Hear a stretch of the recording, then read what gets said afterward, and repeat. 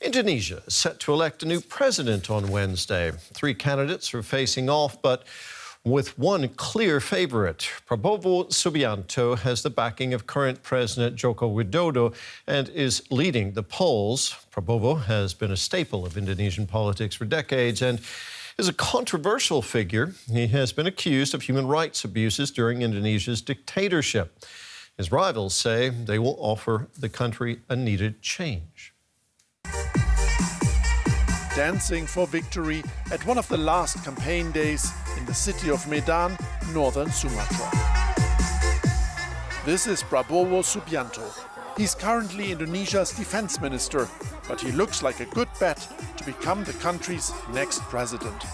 He's holding big campaign events and offering even bigger promises to the nation. A lot of change to improve the life of our people, to get rid of poverty. It's Prabowo's third attempt. This time he has the backing of former rival President Jokowi. Jokowi's eldest son is up for vice president with Prabowo for what will be team number 2 on the ballot. Who will you vote for on February 14th? Number 2. And look, especially the young people.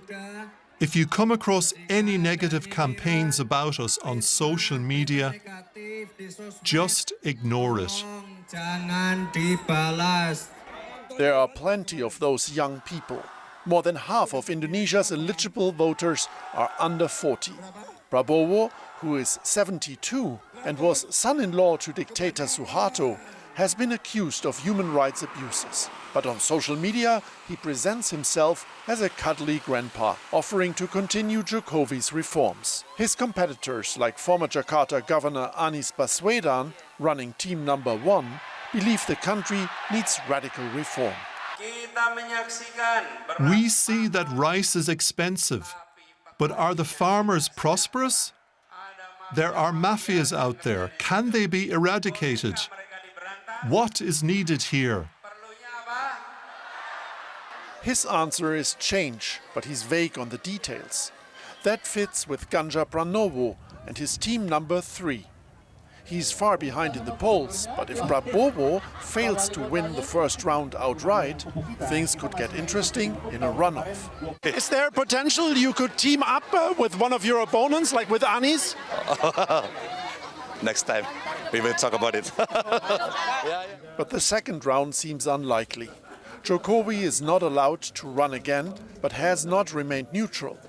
As he hosted all 3 candidates at the presidential palace during the campaign, everyone knew he'd put his full political weight behind Prabowo and his son Gibran. There should be something that they have been working on, right, in return for that support. I think part of the possible return is that quite significant role for Gibran as the vice president if they are elected. Jokowi has to leave the political stage in Southeast Asia's biggest economy, but could retain significant influence behind the scenes. Now it's up to 205 million voters to decide if this is the music they want their next president to dance to. More now, we're joined from Jakarta by DW's Asia-Pacific Bureau Chief Georg Matthes, who filed that report. Georg, we heard in your report that the candidates are calling for change. That's also true of Prabowo Subianto, the leading candidate. What kind of change is he calling for? Terry, let's put it this way. If Indonesians could vote a third time for the current president, Joko Widodo, then that is actually what they would do. And the person who stands for the legacy of the decade, as Indonesians say here, of a decade of stability and prosperity that Jokowi has brought, then this is Prabowo Subianto. He is talking a lot about continuing the reforms of the current president. He's talking about popular programs like free lunch for school children that he wants to provide. He talks about the golden Indonesia of 2045. And that really is the problem for his competitors, because people are so content with what they had in the past decade that it's really difficult to say, you know, we need a radical change from what we had in the past. Prabowo, however, has a bit of a dark past, doesn't he, Georg, including allegations of human rights abuses. Is that proving a liability for him? I think, first of all, this goes to show how important social media campaigns are. Half of the electorate is under 40 here in Indonesia, and they consume a lot of social media. And the Prabowo team has run a super efficient campaign, presenting him as a cuddly grandpa, if you want, someone who holds the fort and continues the heritage of the current president. And so the dark past is something those under 40s don't remember. And let's be clear, Prabowo was never prosecuted. He was honorably discharged. There were allegations about human rights abuses and that he orchestrated the kidnapping of activists, but none of that has been proven. And frankly, it hasn't damaged his campaign a lot. It was hardly mentioned during those past months of campaigning. As you mentioned, the current president, Joko Widodo, has been a popular leader. How much influence is he having on the campaign, Georg?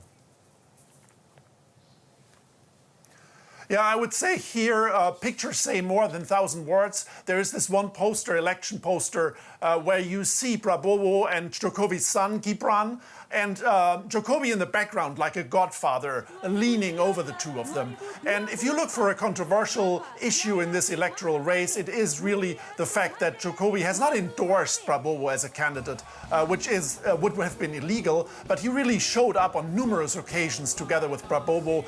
It's an open secret that he has thrown his political weight behind this one candidate. And that is something that many Indonesians have objected to. The experts I have talked to said this has not undermined Indonesian democracy. There's still a strong civil society in Indonesia that upholds democracy. But is this a political dynasty in the making? That's what a lot of experts say. Yes, that is the case. Georg, thank you very much. That was our Asia-Pacific Bureau Chief, Georg Matthes in Jakarta.